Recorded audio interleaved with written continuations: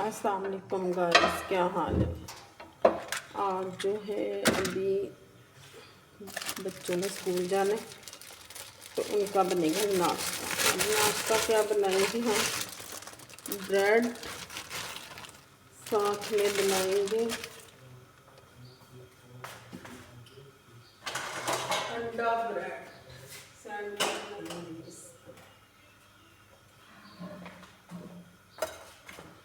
देखिए क्या करते हैं हम आज।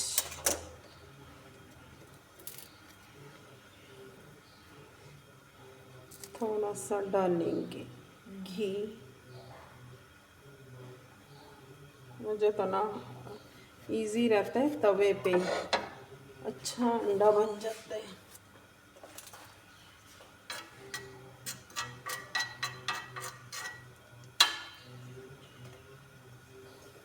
पहले हम करेंगे अंडा।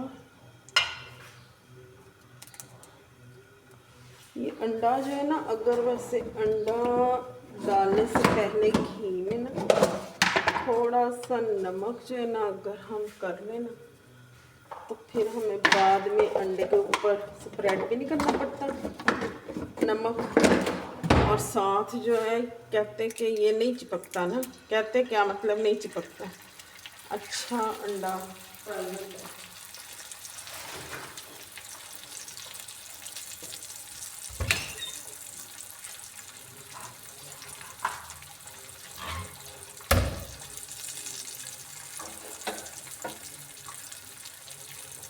हेल्दी नाश्ता करेंगे।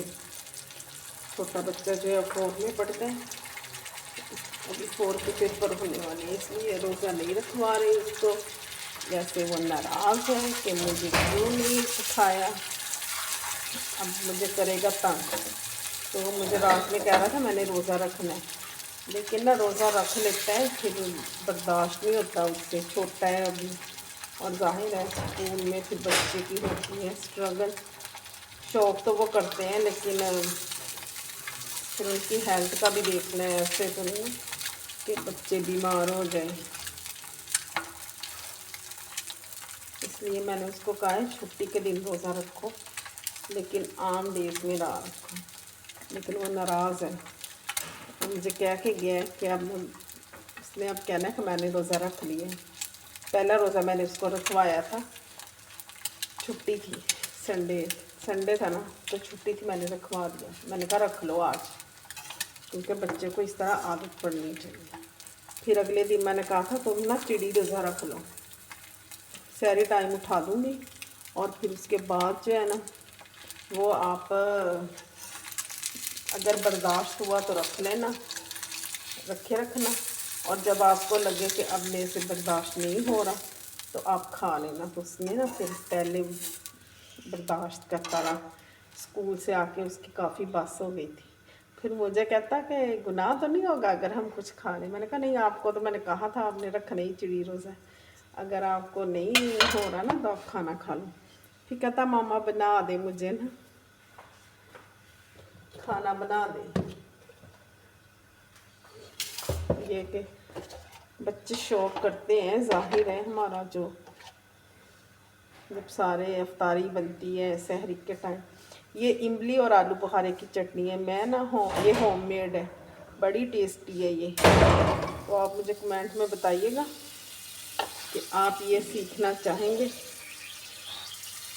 तो फिर मैं आपको इसकी रेसिपी दूँगी। मैं अपने बच्चों को शुरू से ही होममेड ही दे रही होती हूँ चीज़ें ना। तो ये है मेरे छोटे बेटे का नाश्ता। आज बड़े बेटे का मेरे का मैट्रिक का पेपर है, पहला इंग्लिश का।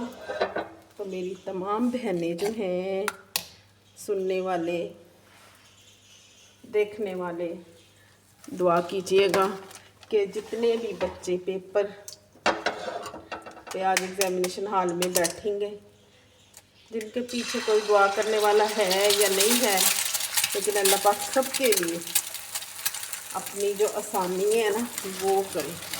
तो उसने भी आज रोज़ा नहीं रखा, लेकिन ये देखे, जब मैंने मैट्रिक के पेपर दिए थे ना तब भी रोज़े ही थे।